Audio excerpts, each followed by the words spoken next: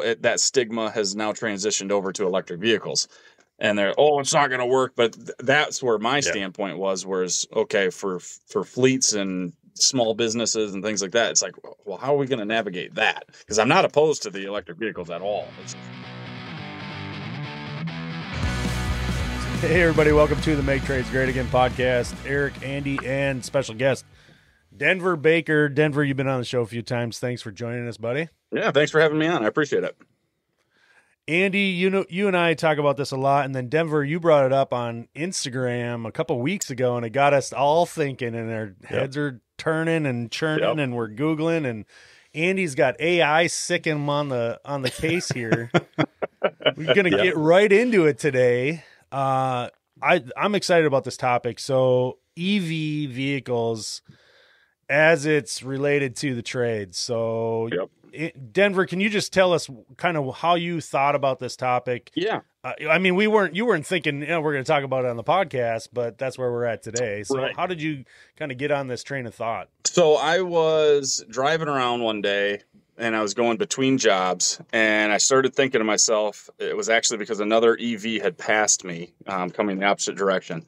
And I started thinking about, okay, I'm going to a service call, then I got to go to another service call and another one.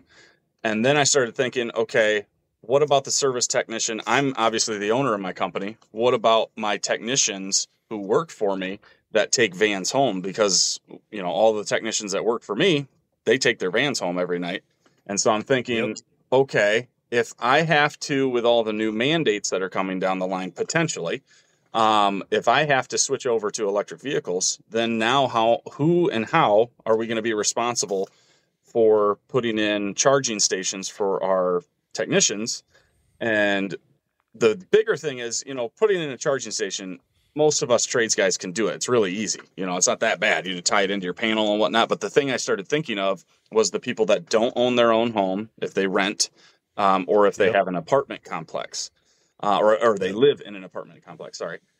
So that's where it really sparked a thought in my head. And that's where I put that video out on Instagram. And then obviously everyone just kind of the same thing. It seemed like everyone was like, I never thought about that. Like, well, what are we going to do? And blah, blah, blah, and so it kind of just has snowballed and gone from there.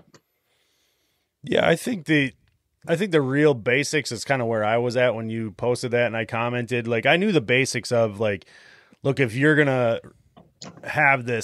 expand your fleet into EV vehicles, it seems to me like the very first thing you do is consider instead of having them drive the vehicle and park it at home, right? Like you could probably consider switching over, having them park at the shop. I mean, that might actually be a lot easier, right? But then you get into things like, do you own your property? Are you right? And that's like with me. I don't know. I don't even own my building. Yeah, it's I lease it. So yeah, all stuff that isn't new at all in this industry, even when it comes to just tenant improvements and, warehousing and like, I know a buddy of mine, he's a carpenter. They own a remodeling business, and they added a loading dock to the building that they lease. Right. I mean, not a small not a small improvement, that they absolutely needed this on their property. And so like the cost burdens on them. Right. So different, lease agreements change, all that kind of stuff.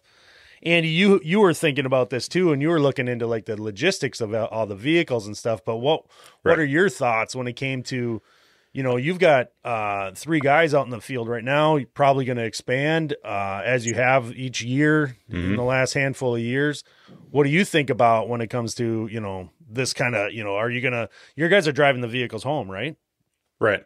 Rob lives in a condo complex, right? Mm-hmm. He owns his condo. Right. There's no EV provision there. Right. At the He's condo parking association. in a parking lot, right? He's parking in a parking stall, and there's not power outside. Right. And it may not be in front of his unit, right? So, you start looking at that and go, well, okay, let's take a condo complex. Let's say there's 70 condos in there. Do you put an EV charger on every one? How big is the power service to that building now that you got 70 rapid chargers? It's massive. Yeah. It'd be hundreds of thousands of dollars of improvement and infrastructure change just for a single property alone, I would imagine. Right. And that's one vehicle per household now can charge. Right. Right. So if you have if you've got, hey, whatever, husband and wife or whatever, two people per unit type thing that are both driving EVs. Well, who charges? Who doesn't? Right. Do you go out and swap them at midnight? Swap them at midnight. Yeah, exactly. You know, and hope that everything's good. But, you know, so I kind of thought about that kind of stuff.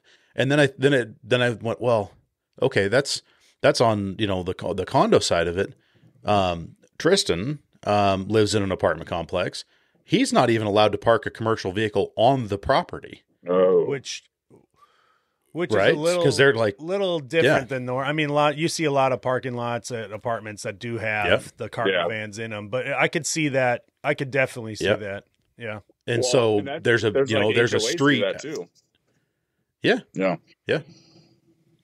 Yeah. So, I mean, there's some interesting concepts of that. And at that point it's like, well, I mean, that's just the way it is then, you know, I mean, if you can't park a vehicle near a charger, then it's got to go to the shop. Right. Yeah. You know, the first, that's a downturn, but, yeah, I'd say the closer you get to the city centers, right, the higher the likelihood that your employees are going to live in multifamily housing. It's just the way it is, right? So, that's absolutely. And so where I'm at, I'm on the edge of rural and city, right? And so 20 minutes one way, 25, 30 minutes, you're in downtown Minneapolis. And so you can imagine the Twin Cities metro area is quite big. Yep. You drive out to my house, you start seeing farm fields, but I'm only 5 minutes away from an actual, you know, city center suburb. Even in those suburbs, you've got increasing amount of multifamily and cost. I mean, we don't have to get into it, but like, just consider simple things. Like if you're going to hire someone, it's likely that they're not even going to have a house because they can't afford one. Right. Oh yeah, exactly. Yeah. You know, so housing prices now, they're crazy. Yeah. Yeah. But, you know, you start looking at like the vehicles themselves, right? So you buy an EV and almost every one of the EVs comes with what's called a level 1 charger. So it's a 110 outlet, plug it in. It ain't going to charge that battery from 0 to, you know, 80% in less than 12 to 15 hours. You know, like it's going to take an overnight charge. It's not going to be super economical. But that's what's going to come probably in the, you know, sitting on the passenger seat when you drive it off the lot, right? Yeah. So that's so you can get charging right away. But then you got to consider, like, we're not talking about, most likely not talking about, you know, fleets arriving at HVAC and plumbing and service companies that are going to be running on level 1 chargers, because it just doesn't seem like it would make a whole lot of sense. It's probably going to be in play. You're probably going to have to carry that charger around and plug it in here and there as an emergency thing. But, you know, then you go to the level 2, and that's your 240, you know, 220, 240 volt, though. Yep. You know, single phase, obviously, you're wiring in those chargers, like you brought up Denver. So I started talking to an electrician buddy of mine here in the cities. Yep. And he's putting in chargers, not all the time, but he's like, yeah, you know, probably 15 to 20 in a year last year, right? He said the year before, right? But he said the year before that, you know, 5, you know, so it's like it's picking up and it's good business. He's working residential almost exclusively when it comes to these things. Yeah. And I said, well, how many, you know, what kind of chargers are you putting in? Like, what are the vehicles? He's like, overwhelmingly they're Teslas in our area. And I'm like, okay. Yeah. He's like, I've done some, you know, Leafs and other, you know, like I did a Jeep the other day, he said, and he's like, and I said, well, are they all the same kind of charger? He's like, well, for the most part, they're the same. It's like putting a welder in your shop. It's really not that different. You know, it's most likely going to be a 50 or 60 amp circuit, you know, with the disconnect. And then you wire in the factory supplied, or what they usually are buying these level 2 chargers from the dealer when they're buying the vehicle kind of deal, is what I'm told. Right. I don't have any experience in, I've been trying to figure that kind of stuff out, but yeah, you start looking into that and like, you got to get Google results that people are talking about. Otherwise you're going straight to the dealer and then they're emailing you, hey, you want to buy an EV? You know, and I don't want that. Exactly. Yeah, no. I'm just looking for info. Right. But we saw that you thought about it. Exactly. Yeah, that means you're interested now. Yeah. Yeah. Right. You want to talk about AI. That's what AI is going to do for these corporations. Oh, yeah. Market to you. Yeah. Do not, you know, you thought Google was bad enough, or Facebook.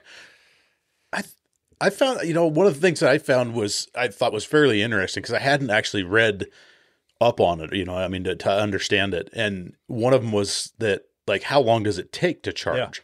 Yeah. I'd had this in my mind, like you said, 10, 12 hours, so it's like, so what happens? The technician's out driving around and they're at 15% or 20% of battery life. And they're like, God, dude, it's 2:00 in the afternoon. I got 2 more service calls. Yeah. And you're not going to be sitting for a long time is what you're thinking, right?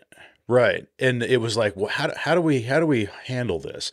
And so I was looking, for instance, a 24 E-Transit has this 89 kilowatt battery, right? So it's not super big in the grand scheme. It's kind of right in the middle. But that battery on rapid charge will go from 15% to 84% charge in 34 minutes.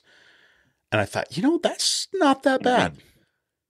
You could deal with that. If you thought about it and went, well, from a logistics standpoint, if this was a common thing, I would petition to say, hey, you know what? I'd love to see my supply house have a EV charger in front of it. Right. Or a bank of rapid chargers. Now, who pays for that? I don't know. Right. But if it was like a pay-op, like where you just roll up, plug in, you go in, you're getting your parts. I mean, you could be at the counter for 20 minutes. Yeah. Well, easy. Easily. I don't want to name it. Yeah, I don't want to, but Nelson. You can be there for a lot more than 20 minutes. No, the charging is, so that's a rabbit hole I went down and kind of got stuck in because there's a lot of, seems like there's a lot of not aftermarket. There's a lot of companies that are supplying chargers and they're not all the same. But then the real reliable info is, like you said, you started with the E-Transit. So I'll follow up and say, yes, I think the tech specs on these sites for these vehicles are pretty good. It seems. Yeah. And so the E-Sprinter, which is Mercedes, right? They're giving you basically two, the same battery pack, 2 different motors, a 100-watt motor and a 150 kilowatt motor. But they're giving you specs on 2 different chargers, right? So they got the AC charger, which is that level 1, plug it in at, and they're saying 0 to 100% at 9.6 kilowatts is 12 to 13 hours. Okay. So that's that level 1, the charger that's going to be sitting on the seat in the bag and you get home and you can plug it in kind of deal. Yeah. Plug it into any outlet. Yeah. Okay. Yep. So you probably pull right up to your garage and at least run an extension cord. I don't know. Yeah. Right. Yeah. Have something most there. Garages, right? Okay. But then they have the DC power, DC chargers, which is what you're talking about, Andy, like the rapid chargers. That's probably what people are going to most easily recognize what we're talking about. But that's the 115 kilowatt is what the Sprinter is saying. They have 115 kilowatt and 50 kilowatt. So you went from 9.6 to 50 or 115. I mean, that's a huge difference, huge leap, yeah. And so 3 different chargers. Now we're at DC.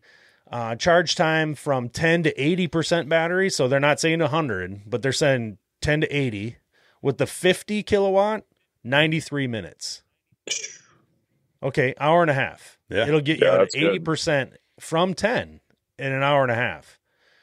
Go to the 115. Any guesses on how much time that takes from 10% to 80? Oh, 40 minutes. Right, yeah. Okay. 42 minutes. So if you had DC power available to you, one of those rapid chargers, basically the Mercedes hookup. Yep.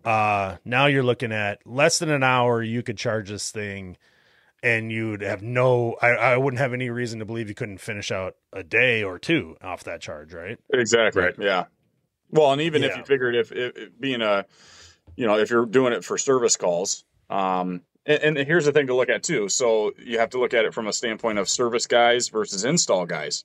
Right. And I could see the electric vehicles for installers being way more beneficial than the guys for service in a standpoint of being rural. Right.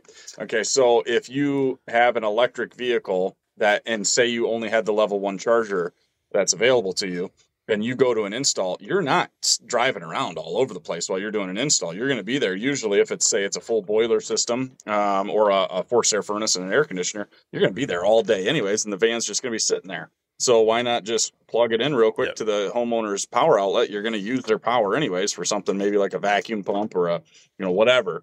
I could see the viability of the electric vehicle for install crews. Totally worth it. Yeah, but as far as the service guys, if you look at it from that, 40-minute standpoint, you could go to a parking lot real quick that has a rapid charger, sit there for that 40 minutes and do your invoicing, paperwork, whatever you got to do while you're waiting for it to charge, and then buzz on over to the next call if you need to charge. So I think it's a fundamental shift on like how your people are filling out their time in their day, like, right? Yeah. Like you said, you got paperwork, you got to fill out stuff, you got to maybe inventory a van, whatever. Mm-hmm. It's not something that has to be done every day for that length of time, maybe. Right. But you have to, I think it just changes the way we do things. I think people are going to be listening to this and say, well, we shouldn't have to, what's wrong with what we've got? Look, we're not saying anything's wrong with what we've got. But this is something that's coming at some point. And until they make a hybrid van, which is what I would love to have. That's what I would like to have, I would order one immediately. I'm just going to go on the record by saying that I've said it before on this podcast.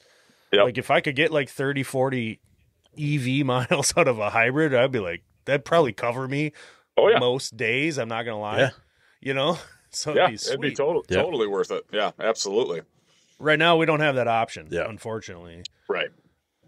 There's some other vehicles though on the market, and I was looking at, and Mercedes actually does a really good job.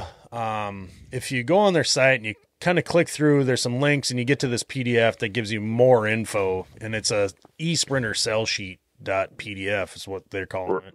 Right.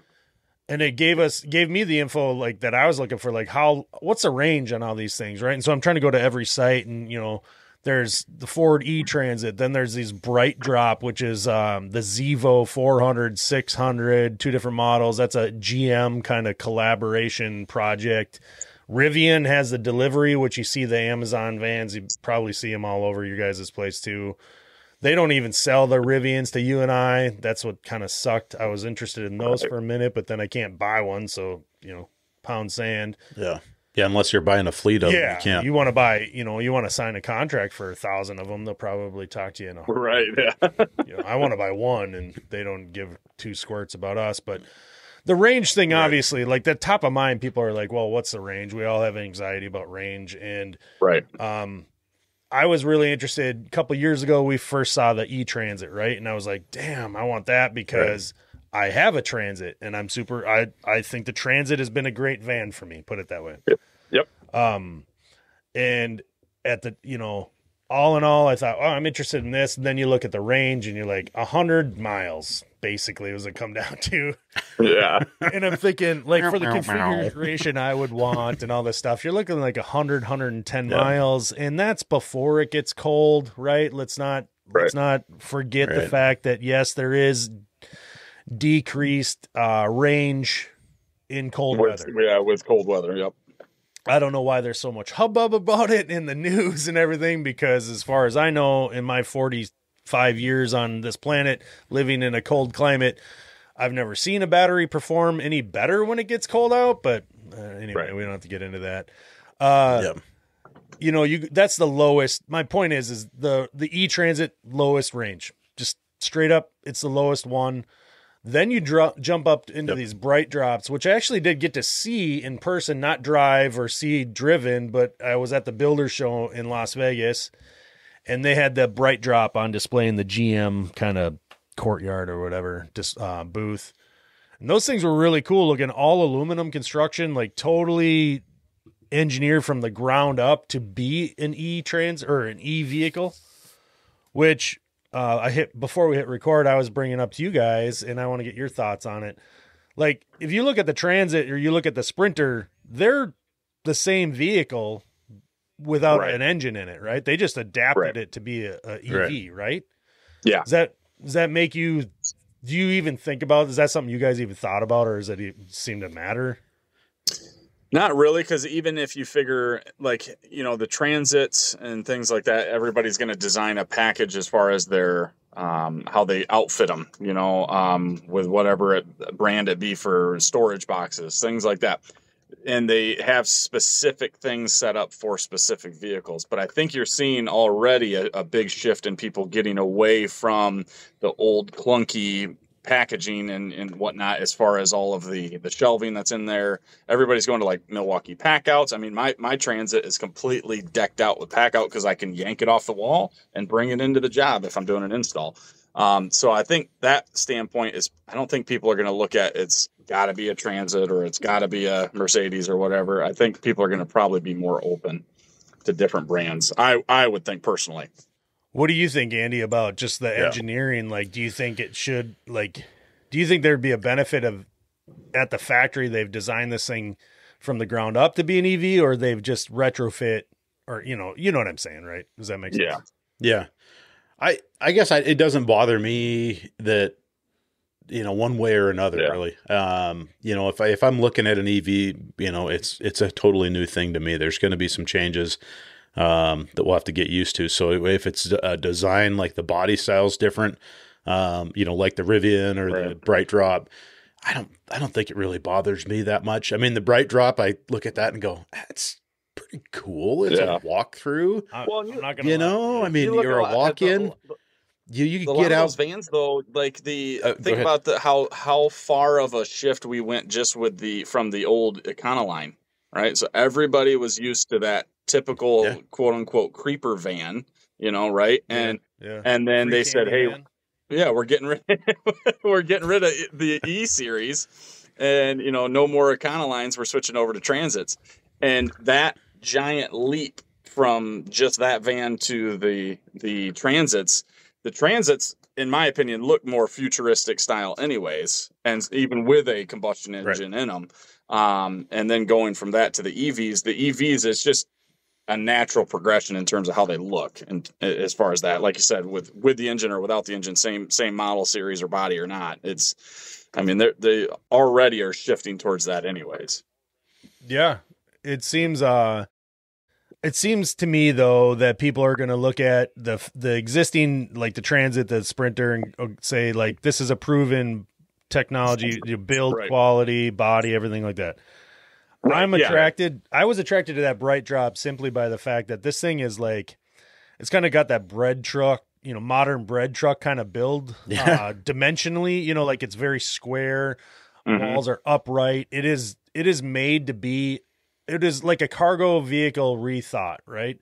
It has some features in it, or some dimensions and thought. It looks to me that has some thought put into it that are how did they take the Transit or the Sprinter and improve it? Put it that way. That was my initial thought. I don't know anything about the vehicle. Like, is this thing going to have, is it going to lose all brakes and ball joints in the first years? Like, I doubt it. I mean, GM's involved. They kind of know how to make vehicles, right? But real quick, the range, I started out, the Transit was 100 miles. That's the lowest, 110, 120, whatever. You call it what you want to call it. Let's just call it 100. Let's round it off. Yep. And that's not awesome. When you start talking about cargo vehicles and you start this conversation, and if that were all we had to choose from, I think every one of us has the same opinion. Like, that's not going to be enough for probably the majority of our industry. Now, I think people also have a misunderstanding of how much they actually drive in a day. So, there's that. But then you go to the next one, which is the Rivian.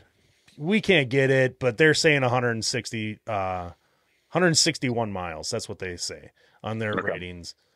The Bright Drops are a huge jump from those two. I mean, not even comparable. Like, honestly, they're over twice the Transit at 250.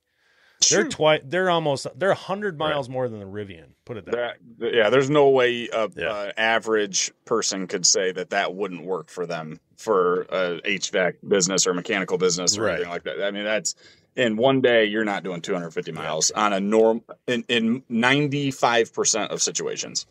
I like I said, I'm on the edge of rural, and I do a lot of hour away. Second home, lake homes, things like that. 250, get me a couple days, no problem. Like, exactly, honestly, same thing. It's not even an issue to me. Yep. Then you get to the Sprinter, And not to go too long on this range stuff, but it's a big part of this conversation. You go from 250 with the bright drop to 273 with the sprinters. Seems awesome. To be an amazing amount of range for such a huge vehicle. Also, the sprinter's 170 inch wheelbase. Everybody knows the sprinters are huge, right? Like they're massive. Yeah, they're massive. Right. This is a 170 inch with the, what do they cut? The 6 foot or 79 inch height. So I don't know. It's not that's I think the interior height. Let me look at the spec real quick. Yeah, interior cargo height. So what are these things like? 10 feet tall, I think, is what it comes down to. 9 feet or something like that. So it's not a small vehicle by any means. Yeah, that's huge. Did you see that? I just had the Bright Drop website pulled up. That 600, the wheelbase on that thing's 183 inches. That's what they had on display at the builder show, and immediately there's like, this thing is like a land yacht, and I'm like, and I want one. Exactly. It's amazing. On my computer here. They are nice looking vans. Yeah. They are. I think the Rivian, the Bright Drop, I mean, without a doubt, because they're new, I think I'm not unlike a lot of people would say they're kind of more attractive, you know? Yeah. I initially started looking at that Rivian and got interested in it before I knew about the Bright Drop. And it's simply because of this. It's much the same reason I own a Japanese mini truck with my company wrap on it.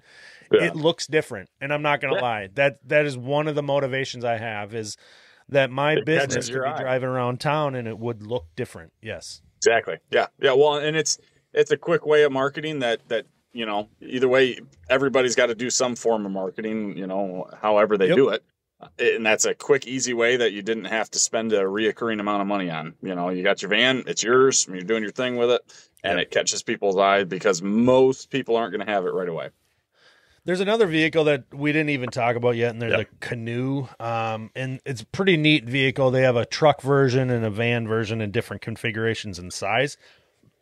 It's kind of like a, you know, I don't know how to explain it. There's just so many variations to what you can build with their platform. But to me, it doesn't really look like it's quite there for the volume in size like that our businesses are looking for. However, that's not true for everyone. There's plenty of I can think of like HVAC service techs, electrical service, building maintenance service that don't need giant vehicles, that are doing you know, the ones that are already just utilizing like the small Transit Connects, that kind of size vehicle. Yeah. Yep. The Canoe would fit right in right now. I think they're expanding that though. I don't know much about that company. It's pretty interesting to see them growing on the retail side, or like on the consumer side, or consumer. What's the term?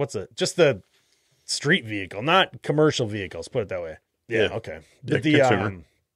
General public. It's interesting to me. So back to my electrician buddy, I asked him, you know, he's like, 10, 15, 20 of these last year, hopefully going to do more. And I said, well, what do they cost? And basically it's pretty common. He's like, usually the panel's in the basement. We're putting a charger in the garage. So I've got to run from the panel and, you know, unfinished basement, blah, blah, blah. And he's like, as long as there's room in the panel and they got like a 200 amp service or something like that, we're probably good to go. $1,000. Okay. And I'm like, well, I mean, that's a fair price. It sounds to me, because I know that it's not a simple job in most cases. He's like, if the panel's in the garage and there's room in it, he's like, I can get that price down a couple $100, no problem. Just in material costs alone, it's going to be less. Yeah. But of course, everybody's, you know, well, it's got to be on this side of the garage because I park here. And it's like, well, it'd be great if you could just switch. If the two of you could just switch, you know, the partner, you know, the husband, wife, wife, whatever it is like, if you could just switch, and I can make it, you know, I can switch sides of the bed. Exactly. I could cut a few $100 off this install price, but you know, people get what they want. And then he said, well, I said, what's the upper? And he's like, I don't think I've ever done one that was more than like $1,500. Okay. Yeah. You know, I don't think people are buying EVs on a bargain yet. I know that they're only because I say that because these car companies aren't offering real low cost EVs yet. It's coming for sure. Right. Oh yeah. Well, it looks like that Canoe one, I've got it pulled up here. That one's starting at $30,000. I mean, that's not that bad as far as a pickup truck. Yeah. So it doesn't seem to be, it's more of a, it's not a commercial vehicle though. No, definitely not. You could maybe argue that one for like a sales guy or something like that, maybe just bopping around town or something. But yeah, definitely just the pickup looking at it, it's definitely not set up for service at all. Real quick before we go, I want to cover a couple things. Like you bring up the pickup salesperson, that kind of thing. Like, look, not every vehicle for a fleet is going to be a big cargo van, right? Exactly. You've got office staff you might be supplying vehicles for, and if your company culture and ideals are going this way, and you're looking at these vehicles, and you're going to you're going to build your fleet out in them, you're going to be looking at cars, SUVs, pickups, not just cargo vans. We've been focusing on the cargo vans, I think, for obvious reasons. But back to the initial part of the conversation, how you got this all going in the first place, Denver. And thank you, by the way, because it's been very interesting to me to just learn more about it. And it's kind of what that did is your Instagram post got me thinking and really looking into it. Yeah, for sure. The employees parking at home, whether or not, I mean, obviously in the scenario that they can do that, right? Right. These Ford, Mercedes, they all have on their websites plenty of information. I'm not going to get into any specs or anything like that, but they have these telematic systems where you can put a charger at your employee's house, if that's how it's going to end up. And those things are connected to the internet. They're running through their software to optimize charge times, to lower the cost, to keep the batteries running for as long as possible, which, Andy, I want you to touch on before we quit on those batteries. You had some pretty neat information before we hit record, but that whole thing is really, it seems like they've got that figured out. Whether or not you've got like a depot style charging where you've got everybody comes into the shop and they charge at the shop and you've got 30 chargers, they've got software and design parameters around putting that stuff in. So you're optimizing everything, keeping the cost down, optimizing the charging on the vehicles, all that kind of stuff. Yeah. And then like the employee at home, what's really important about that and what we talked about, like just in the comment section of your post, Denver, is that, who pays for it, right? Right. Well, those chargers they're keeping track of that so that you can pay for your employees' cost burden, like all through that whole network system. So it seems like that's already figured out. I don't think anybody has to invent that at all. It's already part of a system that you're going to end up paying like a subscription for, Right. But Mercedes, I think they offered it 3 years right off the bat, or Ford, one of the two, was like, "Well, I'll give you this telematics for 3 years for free." I don't know what they're going to charge, right? But. Well, it's interesting because you could take it at that. If it was like real time data, you could roll up to the customer's house and be like, "Hey, if you don't mind, I'm going to go ahead and plug in while I'm doing this water heater change out," and you're doing your thing, and then when you're done at the end of it, it's like, Here's what I used for electricity. It's whatever. You'd have to figure out, the rating and everything, but you'd be like, okay, I was plugged in for 45 minutes and hey, we're just going to throw you a discount of, $12 or $18, mileage whatever reimbursement, it is. basically. I was just looking have to approach that. Same thing. Yeah. Well, and I same think concept. the big thing too, though, is that the whole stigma on these electric vehicles with that is the same comparative stigma that people had to heat pumps, right? Everybody's switching over to electric heat pumps. I personally did do the switch. I have a Fujitsu heat pump system at my house, and everybody, it's not going to be able to heat. Blah, blah, blah. I'm in, obviously northern Michigan. I'm up at the tip of the mitt. And it gets cold, like really freaking cold here. Yeah. And we went from using 3 tanks of propane per winter and switched all the way to only using 1. For the whole year, the whole year. Yeah. And so, I think that there's that whole stigma of, heat pumps were crap. They're not going to work in the cold, blah, blah, blah. And I think that now that we figured out, hey, it does work. And now that stigma has now transitioned over to electric vehicles.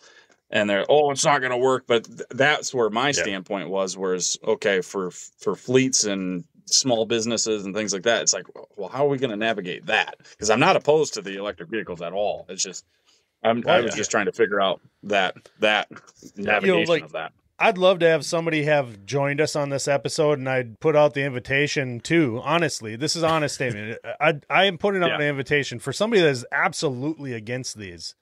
But But to qualify that, I want you to have at least put some thought and research, some learning into it. I'm not saying I'm not a researcher. Right. Look, I am an investigative journalist. Obviously, we know that. No, yes, absolutely. But like if you've got some real ideas on why this isn't going to work for a service company fleet or whatever, or even just like my own one van shop, I'd love to have that conversation. And be honest with you. Right. Okay. I think for me, the right vehicle is going to work just fine. And I think there's 2 vehicles already on the market that are the right vehicle. I don't know quite the availability of that Bright Drop, but it's just specs alone. And I know they're available. The Sprinter is like, it's a no brainer. Like everything about it says this would work for me perfectly. And in fact, the size of the vehicle, because my buddy Mike Ring, who listens here, and he's a buddy, I work with him all the time. You've seen him in some of my videos. He has a Transit, not an E-Transit, a Sprinter, not the E version, but that vehicle is phenomenal for dimensions and everything. It was like friggin' awesome. So I already know that would work for me with an electric motor in it. But Andy, let's get to the batteries, because we're all in agreement here. These things would work, but how long are they going to work? So you did a little bit more research, investigative journalism. Yeah. Right. MTGA style. That's right. Yeah. I dug into, I didn't. I was able to ask Google AI to do it this for me. This podcast is so cutting edge. We're using AI for our research. Hey, I have AI answering my phone. It's up now. there. So yeah, I mean, AI, it is what it is, man. It's here to stay. Yep. So anyway, I asked, my first question was, how long does a battery last? Like not like range, but like what's the life? And the results came back with the average life of a battery system in an EV is 3 to 5 years. Yeah, definitely not a lot of time. Daily driver, right? And I'm like, wow, okay. That's not a long time. And I'm like, all right, well, okay. What do you do there? So then we looked at, I was like, well, at what point is it under warranty? Is a battery like tires where it's like 100% not covered under factory warranty, And it sounded like the battery and the charging system was covered under factory warranty. Yeah. Give or take. Don't hold me to this. Most of the vehicles was 8 years, 100,000 miles. That would seem like it was, I don't want to say industry standard, but pretty standard. Let me add on to that real quick. Places. With a service contract, and I don't know what that entails, through Mercedes, they say that it's extendable to 185,000 miles, which is holy moly. Okay. I don't know what that huge. Service contract costs. Oh, wow. There's no way it's cheap. There's no way it's cheap. Because it's like that theirs service is 8 years on the truck for right. the oil changes. No. Right. Their warranty is 8 years. Right. Yeah. So anyway, that brought up the next question. Well, how much does it cost? Is this like, you run down to the depot or Lowe's and, pick up a flat of batteries and swap I them was out? way off on the guess. You had us guessing and I was not even close. So I'll start out by saying I said 10 grand and you're like, whatever. The look on your face said I was wrong. Yep. No, the price range for a Ford EV. So this isn't just Transit. This is Ford EV. So it could be like Mach 3. It could be who knows what else.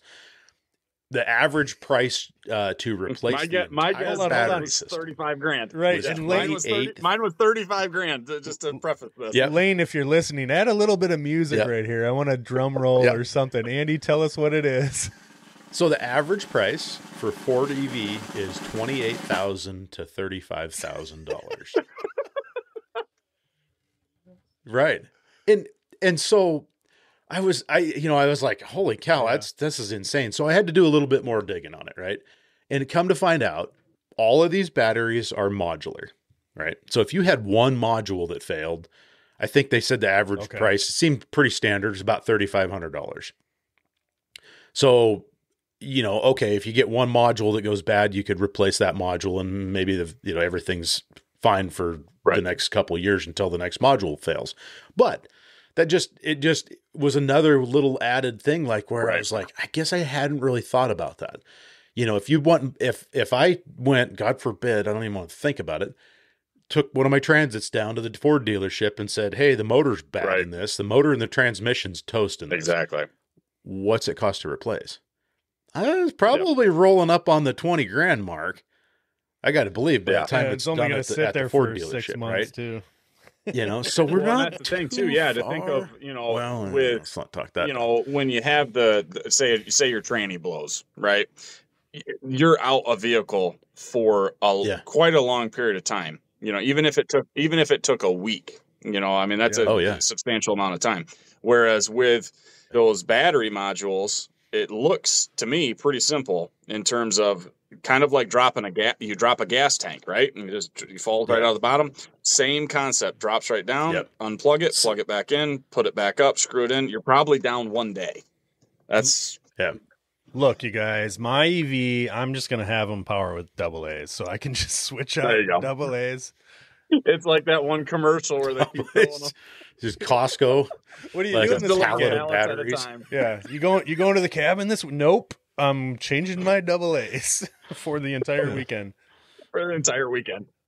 Yeah, I'm gonna unwrap 63 packages of 24 batteries. Oh God. Oh yeah. Okay, real quick. I think though people really need to open their eyes to it and just be. It's not like it's being forced fed down their throats like everyone thinks it is, and I don't look at it that way. I just think it's a standpoint of we have to move forward and progress with things in certain ways, and I don't see this as being that bad of a thing. I'm interested. My power at my house is coming from a nuke plant that's like 30 miles away. I'm not looking at this as an environmental. I'm not making a stand. I'm not either. I'm not. This is not the sword I'm going to fall on. I'll be 100% upfront, and I've said it 1,000 times in conversations with friends, Andy, everybody. I don't want to go to gas stations. I park my vehicle in the same spot every single day. Like, these are my thought processes. I'm being totally honest with you. That's it. I think it's intriguing. I don't see the cost as being a burden, except for when you start talking about longevity and lifespan of batteries. Right. That is something to think about. Absolutely. I'm also not trying to save money on gas or save the earth. That's just the way it is. I don't want to get into that. That's not where we took this conversation from the start, but that is what people are thinking when you have these conversations. Honestly, that's the thing. It's one of the first things they bring up. I'm not trying to save the planet here. I'm not. No. So that's me. I'm just going to leave it at that. Exactly. Before we close out of this, I had the last piece of information that I was like, well, okay, so we went through all these steps of like, what this, how long does this thing last and all, and the cost points. Okay. So the cost to charge, right? Average cost to charge. So I thought this was actually pretty interesting. So this is on a large vehicle battery, right? So I would assume that probably going to cover like the Transit, maybe not the Sprinter because the Sprinter's got a bigger battery. For instance, we'll go to Eric's home there. Runs out at about $15 to charge. That's crazy. I'm like, yep, that's not bad. And you started you're at a deficit from the very beginning if you're installing the level 2 charger, all that kind of stuff. Look, you're not doing this. You're not saving money immediately, but over time, absolutely, it starts paying for itself. It will. It's just like my house with the heat pumps. Right.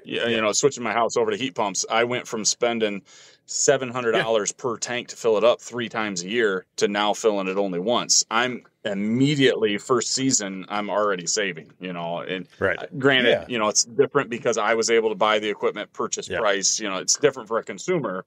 So that has to go into play, but it does pay for itself. It will.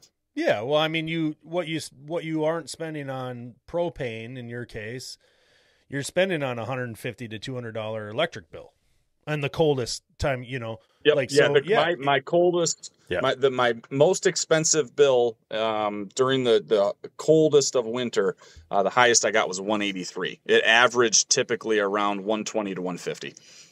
Well, I mean that's kind of following in suit with what my next little stat was.